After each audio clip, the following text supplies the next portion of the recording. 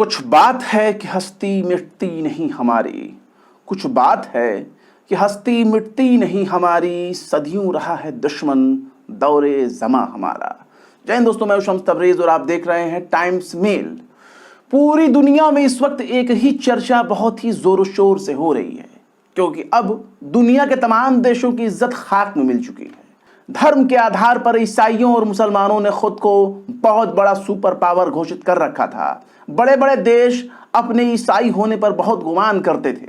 उनको अपने इस बात पर गुरूर था कि पूरी दुनिया में उनकी आबादी सबसे ज्यादा है, यानी आबादी के लिहाज से इस धरती का सबसे बड़ा धर्म अगर कोई है तो वो है ईसाइयत। वहीं दूसरी तरफ मुसलमानों ने जिस तरह से रेगिस्तान से लेकर समंदरों तक पर कब्जा कर लिया, उनकी वजह से मुसलमानों को बहुत घमंड आ रहा है। अरब वाले जिस झुब्बे को पहनकर मटक मटक कर चल रहे हैं, दरअसल वो एक बहुत बड़ी खुशफहमी का शिकार हो रहे हैं। मुसलमानों को लगता है कि ईसाइयों के बाद सबसे ज्यादा उन्हीं की आबादी ने दुनिया के कई देशों पर बादशाहत कायम कर रखी है। यहूदियों को लगता है कि उनकी नस्ल पैगंबरों से चलती आ रही है। ईसाइयों को लगता है कि उनकी नस्ल बनी इसराइल है। ईसाइयों को लगता है कि मूसा, दाऊद, इब्राहिम, नूह और आदम उनके आबाओ अजदाद यानी पूर्वज हैं। मुसलमानों को लगता है कि वो भी पैगंबरों की नस्ल में शुमार हैं, क्योंकि हजरत आदम से ही ये दुनिया आबाद हुई है।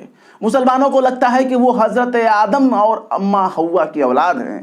कुल मिलाकर मुसलमानों, ईसाइयों और यहूदियों को खुद के आदम की औलाद होने पर बहुत गुरूर है, लेकिन अब पता चला है कि उनके पूर्वज असल में इनमें से कोई नहीं है, जिसके बाद मुसलमानों के खानदानी सजरा भी बेकार साबित हो रहा है और ईसाइयों, यहूदियों की दावेदारी पर भी बिल्कुल पानी फिर चुका है, क्योंकि हर कोई खुद को नबियों और पैगंबरों की औलाद मानता है, लेकिन तमाम लोगों की दावेदारी पर बहुत बड़ा घंटा लटक रहा है।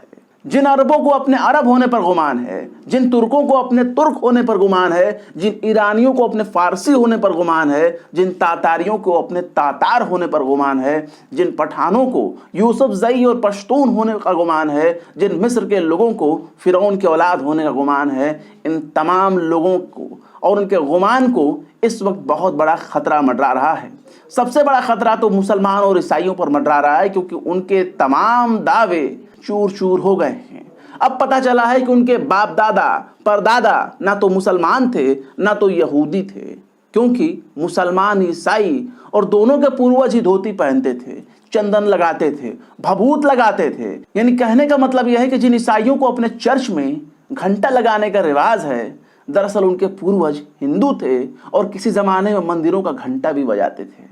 कुछ ऐसा ही हाल मुसलमानों का है। जिन मूर्ति पूजने वालों से शादी ब्याह करना, रिश्तेदारी करना वो हराम समझते हैं, उनसे शादी करने के नाम पर लाहौल पढ़ते हैं, दरअसल उनके पूर्वज भी हिंदू ही थे।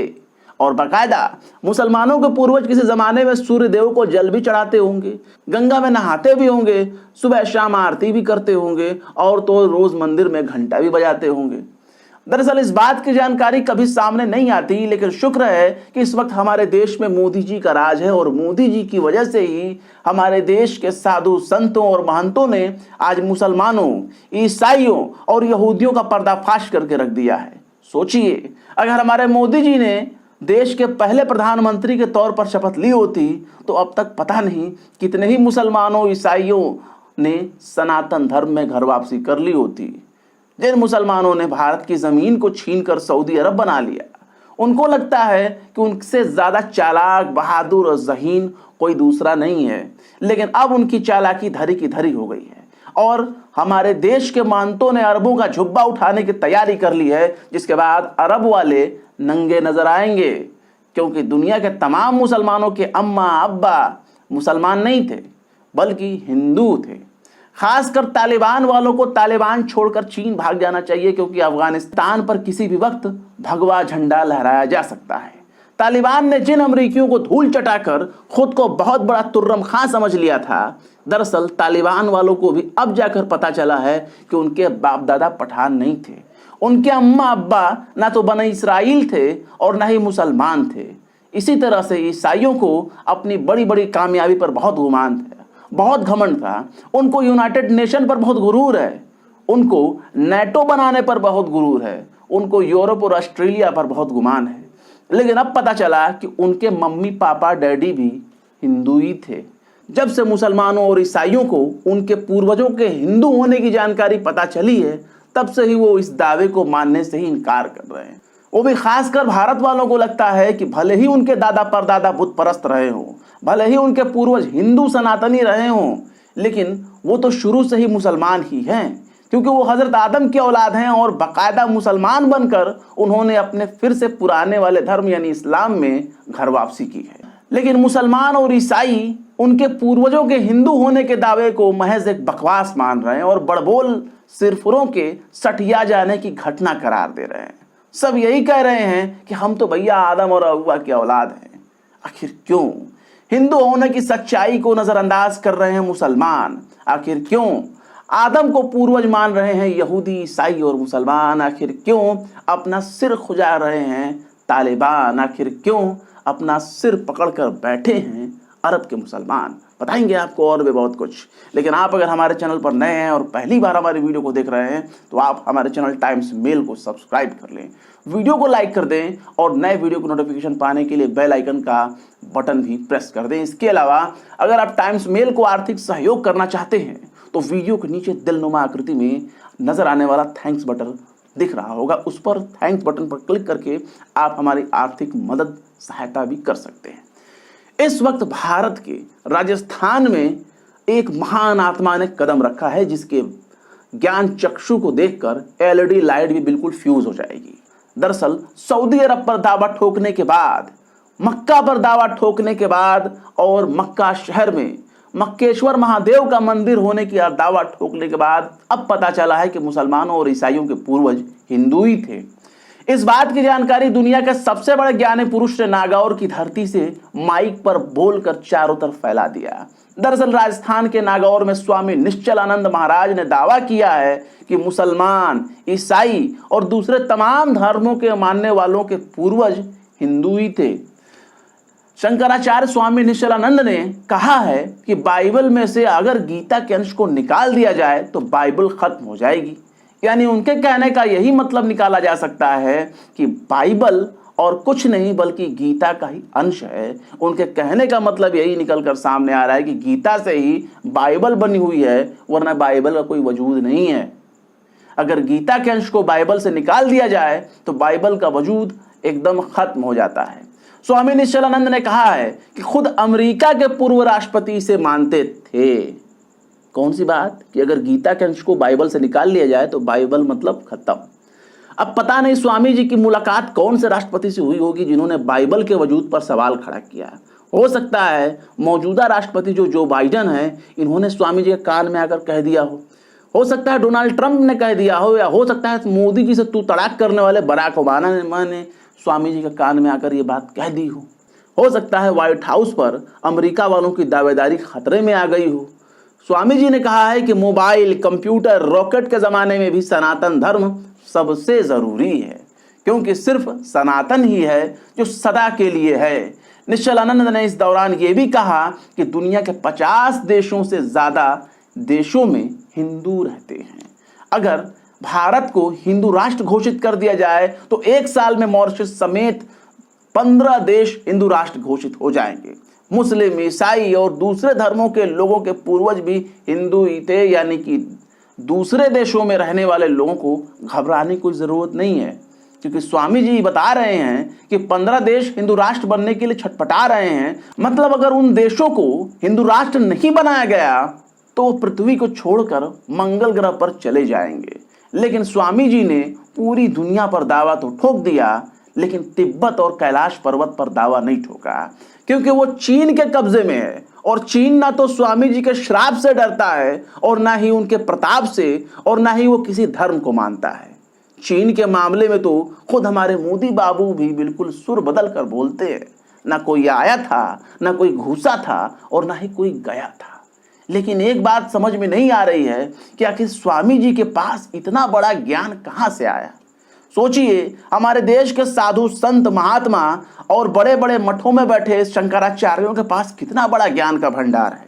यानी जिन लोगों ने अपने कोठरी से बाहर नज़ारा नहीं देखा, जिन लोगों ने अपने घर के बाहर कदम नहीं रखा, जिन लोगों ने अपने शहर के बाहर का नज़ारा शायद ही कभी देखा हो, जिन लोगों ने अरब का दर्शन शायद ही कभी किया हो, कभी पांव रखा हो, जिन लोगों के नाम को शहर के बाहर के लोग नहीं जानते होंगे, जिन लोगों के बारे में भारत से बाहर के लोग नहीं जानते होंगे, उनके पास कितना बड़ा ज्ञान का भंडार मौजूद है कि आज पूरी दुनिया पर दावा ठोक रहे हैं, हर धर्म पर, हर जाति पर, हर इंसान पर और हर देश को अपना बता रहे हैं।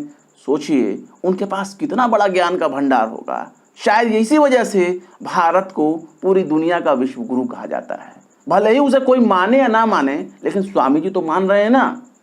अब भले ही इसे दुनिया चाहे कुछ भी कहे, भले ही हमारे निश्चलानंद जी ने कभी बाइबल ना देखा हो, भले ही हमारे निश्चलानंद जी ने कभी बाइबल को पढ़ा ना हो, लेकिन बाइबल में गीता का अंश मौजूद है। भले ही अमेरिका के किसी राष्ट्रपति ने निश्चलानंद का नाम भी ना सुना हो, लेकिन निश्चलानंद को उन राष्ट्रपतियों के बड़े बड़े राज की जानकारी है। भले ही निश्चलानंद ने कुरान ना देखा हो, ना पढ़ा हो, ना इस्लाम के बारे में जानकारी रखी हो, लेकिन उनको जानकारी सब चीज की है।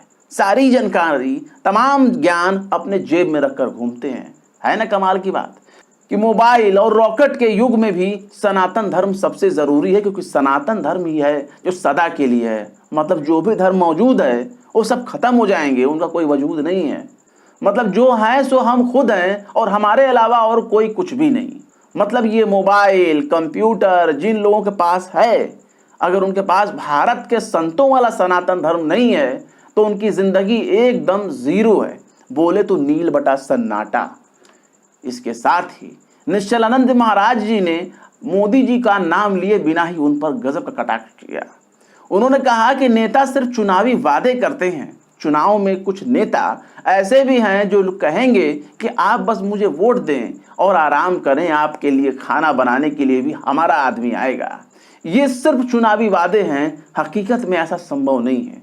इसलिए हमारे आसपास की सभी समस्याओं को हमें मिलकर हल करना होगा।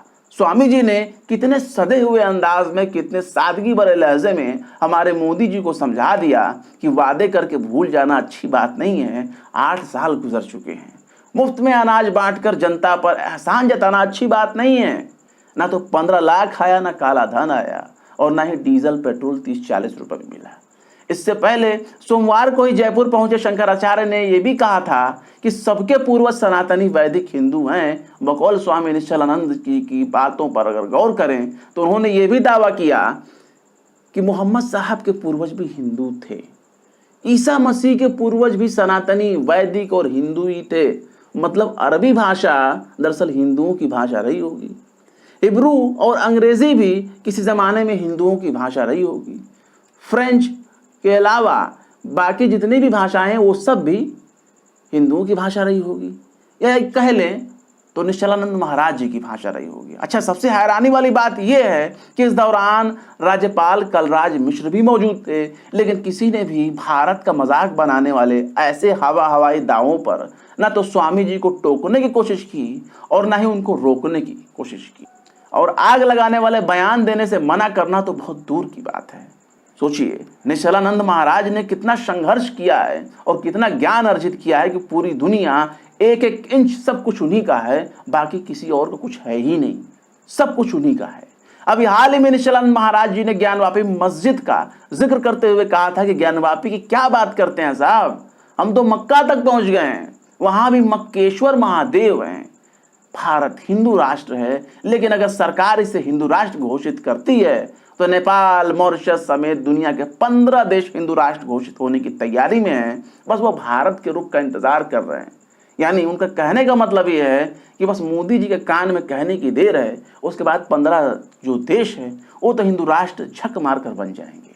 लेकिन स्वामी जी की बात को अगर दरकिनार कर दिया जाए तो इतना तो तय है कि कोई देश कुछ बने या ना बने, लेकिन भारत मूर्खों का देश कहे जाने की ओर तेजी से बढ़ रहा है, और इसका सारा क्रेडिट हमारे मोदी जी को जाता है। तो जोर से बोलिए मोदी जी की जय। बहरहाल चलते चलते आखिर में अल्लामा इकबाल ने भी क्या खूब फरमाया है, आयाबरूद गंगा वो दिन है याद तुझको, आयाबरूद गंगा वो दिन है याद तुझको, उतरा तेरे किनारे जब कारवां हमारा, फिलहाल इस वीडियो में बस इतना ही। ये वीडियो आपको कैसा लगा कमेंट बॉक्स में जरूर बताएं। वीडियो पसंद आए तो लाइक करें, शेयर करें और विवेक निष्पक्ष स्वतंत्र पत्रकारिता को सपोर्ट करने के लिए हमारे चैनल टाइम्स मेल को जरूर से जरूर सब्सक्राइब करें। और हाँ, अगर आप हमें आर्थिक सहयोग करना चाहते हैं तो दिलनुमा आकृति में वीडियो के नीचे ही आपको थैंक्स बटन दिखाई देगा, उस पर क्लिक करके आप हमें सपोर्ट कर सकते हैं, हमारी मदद कर सकते हैं। वो आपकी मर्जी पर टिका हुआ है, जैसा आप चाहें। फिलहाल इस वीडियो में बस इतना ही। मुझे दीजिए इजाजत। जय हिंद।